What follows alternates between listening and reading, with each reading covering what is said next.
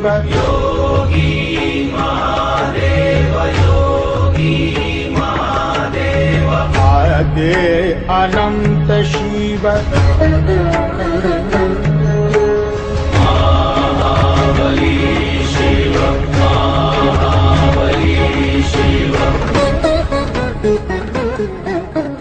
Namaste, Sitaram, a pleasant good morning. Welcome to another segment of Rudraaya. I am your host Nisha Sharma, and today on Rudraaya we are actually filming this segment outside of Rudraaya Mandir.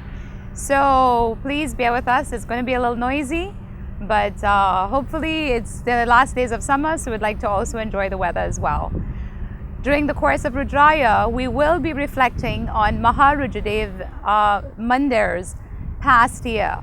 So we are going to be reviewing some of our objectives we had for this past year and how we achieved them. So some of those will be explored during today's segment of Rudraaya, and we will continue with it next week on Rudraaya as we begin our week-long celebration of our anniversary for Rudraaya Mandir, our 1-year anniversary. Without further ado, we will join Pandit Ravi Sharma, our religious spiritual leader, for a religious message. Enjoy.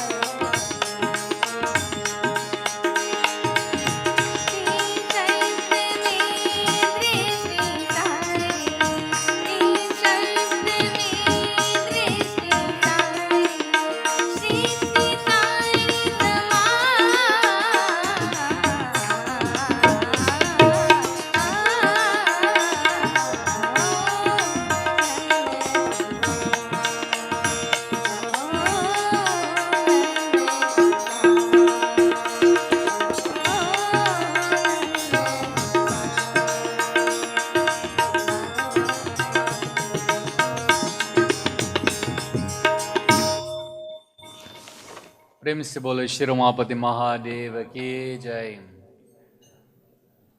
The beautiful mystical mantra, Om Namah Shivaya, is called as Panchakshara mantra. It is called as a mantra itself of deliverance. Namaha means prostration. Shiva itself means the one who has this divine spirit, this divine blessing itself. If we analyze the word Shiva itself, Shaiva, if we take out the E out of this Shiva, we remain with the word Shava. If we know a little Sanskrit or a little Hindi, we'll understand that the word Shava itself means a corpse. That which we take when someone closes their eyes finally, and we take towards the Shamshan. Shamshan means the crematorium grounds. One itself who does not have this E, or the Shakti, or this God principle within them, they are no difference itself from a Shava or corpse. But one who has a God principle within them, then they are called as embodiments itself of Shiva. So understand these principles, understand the simple meaning itself of these words. Bhagavan Shiva himself, this mandir we call it as Rudraaya Mandir, another name of Bhagavan Shiva. And Bhagavan Shiva himself is depicted. When we look at him, normally it appears to look like a great warrior itself. And many times we are told in Hinduism that your gods or your manifestation itself looks like they are always going itself to war. So then we say that yes, they are always going to war for us. Because in our life there's a constant war, there's a constant battle itself for unrighteousness to come and try and overtake righteousness. For the evil itself to come and take over the good. So we have to understand this principle of why the Lord himself is depicted in this warrior aspect. Bhagavan Shiva himself is called as Trayambaka. We say Trayambakam Yajamahe. This is called a Mahamrityunjaya mantra. It is called as a healing mantra. Trayambakam Yajamahe Sugandhim Pushti Vardhanam Urvarukam Iva Bandhanan Mrityor Muksha Ma Amritat. May it deliver us from Mrityu or death. But towards a Hindu itself, they don't speak about this death when we close our eyes, or not this kind of death, but a death itself of ignorance, of avidya that we called. So Bhagavan Shiva himself is called as Trayambaka, meaning that he has three eyes. Now if you walk around and you see an individual itself with three eyes, you might say that something is wrong. When we look around the audience, we see some with four eyes. All right? That is okay. Two eyes is normal. One eye is not normal. Four is normal. Three is abnormal. One is okay. One might have a patch. All right?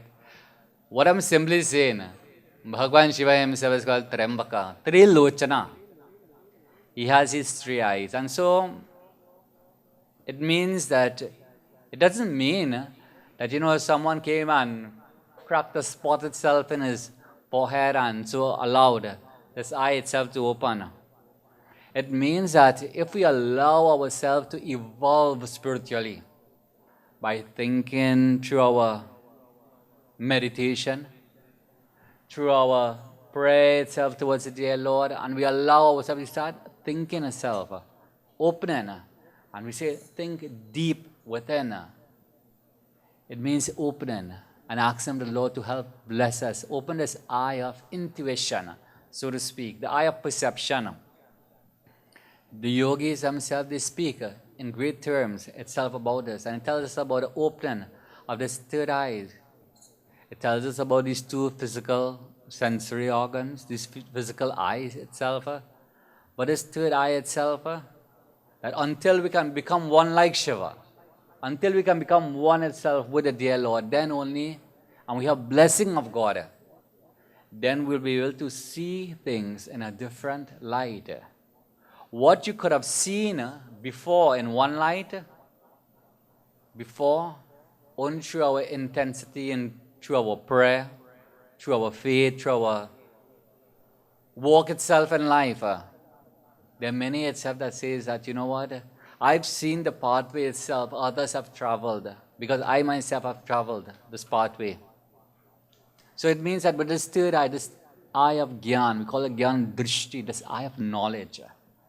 Now they are able to assimilate this right from wrong. Devotees, so there is nothing peculiar itself about Bhagavan Shiva himself. When of this third eye, it is just symbolic that we are supposed to understand where this knowledge itself is dawned from. One of the beautiful aspects of Bhagavan Shiva himself is that, he rides upon a bull. And this bull itself is called as Nandi. Nandi itself is a symbolism of each and every one of us. He's always quiet and he's always waiting itself by the dear Lord. Nandi is not expecting the Lord himself to come immediately in his life. A devotee is not expecting the Lord to come immediately. Lord, I want your blessing. I want it now and I want it right now. And if I don't get it right now, then I'm going to jump board. Devotees know. Nandi is a symbol. This bull itself is ever waiting. When we look at Bhagavan Shiva, he's ever watchful and ever waiting. When the Lord will cast his glance upon us. Nandishwara he Nataraja Nandatmaja Hari Narayana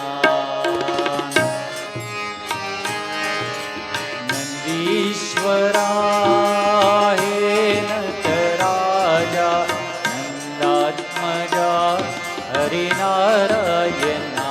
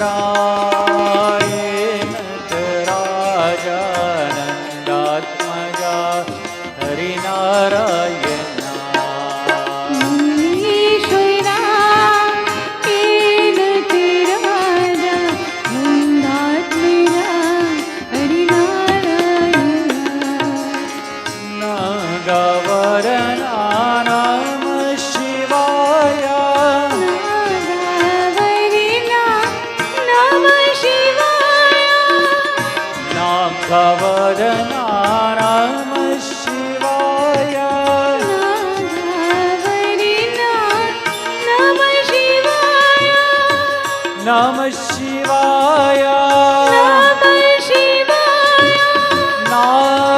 Nagaswarupa Namo Namo Nagaswarupa Namo Namo Om Narayana Shiva Narayana Om Narayana Shiva Narayana Om Narayana Shiva Narayana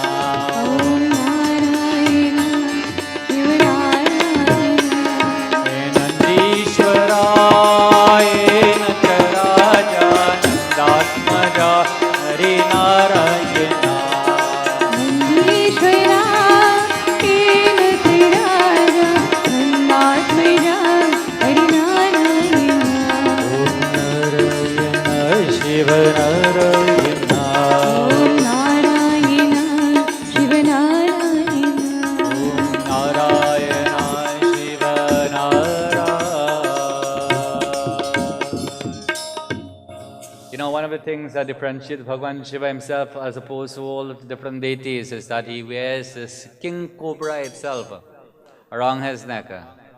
And so we have to understand that this is how Bhagavan Shiva himself wears the snake itself around our neck. It is very symbolic itself. Scriptures themselves tells us that there are more than 114 chakras themselves. They are called the centers of spirituality. And out of these 114, then there's 8 main one, Ashta Chakra Navadvara. Meaning these 8 chakras themselves that are there within this body, started from the head, the throat, going down towards the base of the spine itself. Navadvara means the 9 doorways. So it means that a life breath, when we leave this mortal world, the life force itself has to come through one of these doorways, the eyes, the ears, the nostril, the mouth, or so forth. The yogis themselves wills it, and so it comes through the Brahmarandra, which we call as the seat of God, resting right within our head. Devotees, it is indicated that this chakra itself, by the throat, it is called Vishuddha. And so it is said that Bhagavan Shiva himself, that he wears this cobra snake itself around this Vishuddha chakra. It is indicated that when poison itself was being administered, he came and he willingly took it. And so Parvati Devi, she came and she put her hand and she stopped it, the poison from entering. It symbolizes, or it teaches us that do not allow the poisonous remarks of others to enter into mainstream. Keep it right here. Someone says something negative about you, stop it right here. You don't have to let it go on, enter into mainstream, every part of our body itself. And so we will hold this person forever and ever. In our life, devotees, there's so much that can be said. But we only have like short segments, and in these short segments we can only impart certain little truth. But I'd just like to end off with a little prayer to Bhagavan Shiva.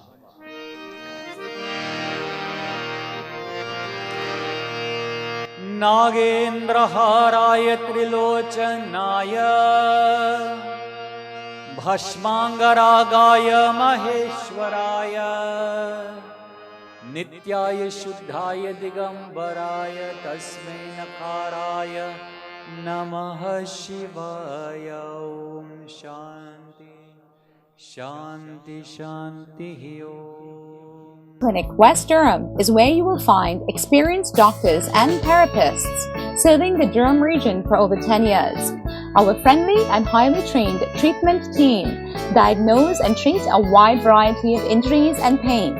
We will manage your care with your family doctor and specialists and bill directly to your insurance company. We are conveniently located at 1031 Brock Road in Pickering. Flexible appointment hours are available. Please call us at 905-428-1266 to book an appointment. Dear viewers, a reflection of our past year at Maharudraaya Aug Mandir. So I will discuss 3 of our objectives for this past year. The first one being to advance the spiritual teachings of Hinduism by preaching and providing religious instruction classes to children, youths, adults, and seniors.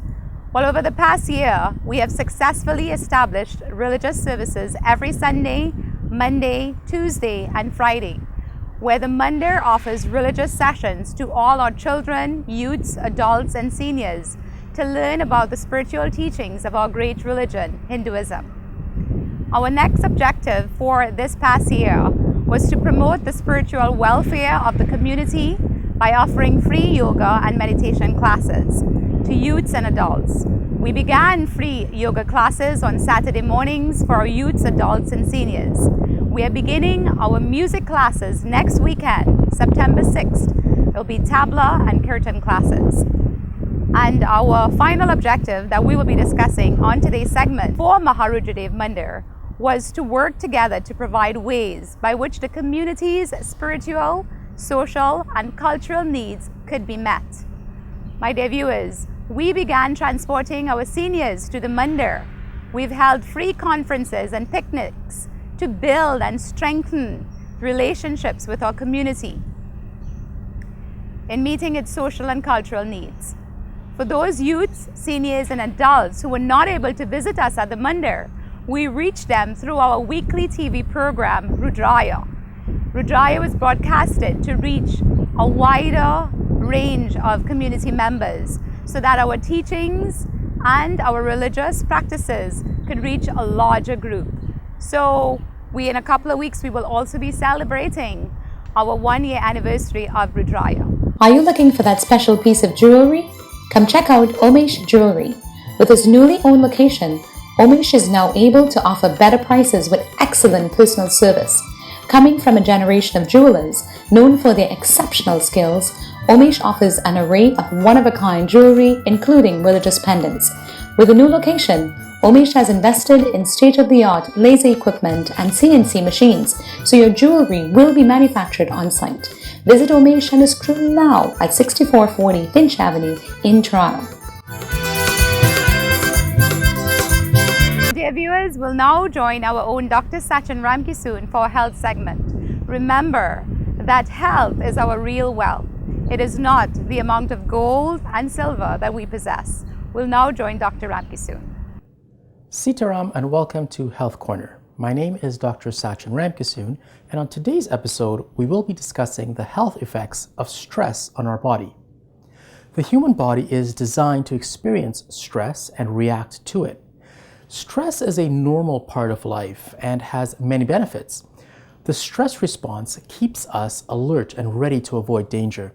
In the short term, stress helps the body cope with a challenging situation. However, stress becomes negative when a person experiences continuous stressors without relief or relaxation between situations. As a result, some people can experience the long-term effects of stress that can affect our mental and physical health. In the brain, stress triggers the hypothalamus to start the fight or flight response. When this stressor is gone, this heightened response eases and the body then returns to normal. In times of prolonged stress, this can lead to excessive irritability, anxiety, and depression. It is common to experience headaches or trouble sleeping. It also interferes with your appetite, causing many to either overeat or sometimes lose your appetite altogether. These effects of stress on the brain may also cause some people to turn to alcohol, cigarettes, or drug use in order to cope. However, these behaviors tend to keep the body in a stressed state, leading to worsening symptoms in the long term. In the cardiovascular system, regular stress increases your heart rate and blood pressure to get more oxygen to the brain and muscles. However, long-term stress can lead to hypertension, that's high blood pressure, hardening of the arteries, and increases your risk of heart attack and stroke. In the digestive system, under regular stress, the liver produces extra glucose to help with the stressful situation.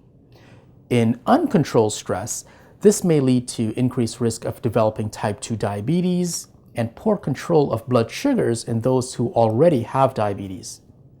Stress also increases acid reflux and may make stomach ulcers act up and become painful or even bleed.